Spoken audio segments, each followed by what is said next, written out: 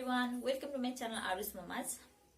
आजको भिडियो चाहिँ विशेष गरी न्युली ममहरूको लागि हो है।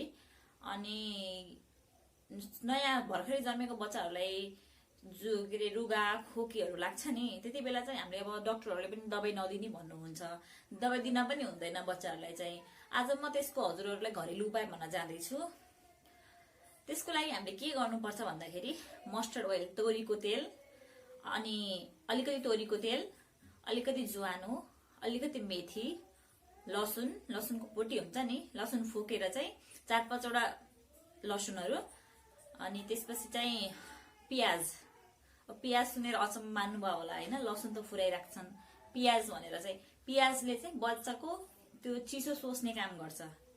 नयाँ बच्चाहरूलाई चाहिँ यो के अरे तेलमा ज्वानो अनि मेथी, लसुन, पियाज मजाले फुराएर चाहिँ त्यो तेल छाकेर चाहिँ राखेर बच्चाहरूलाई चाहिँ तालुमा त्यो तेल लगाइदिने, अनि छातीमा त्यो तेल एकदम मसाज गरिदिने, पिठमा मसाज गरिदिने।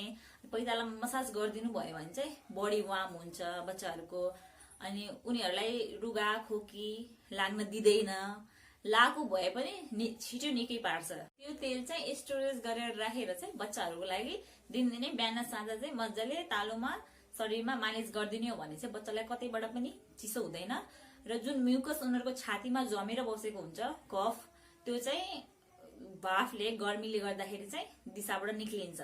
यसरी चाहिँ हामीले नयाँ बच्चाहरू हुन्छ नि त, 1 वर्षभित्रको बच्चाहरूलाई चाहिँ के अरे खोकी र रुगाबाट बचाउन सकिन्छ।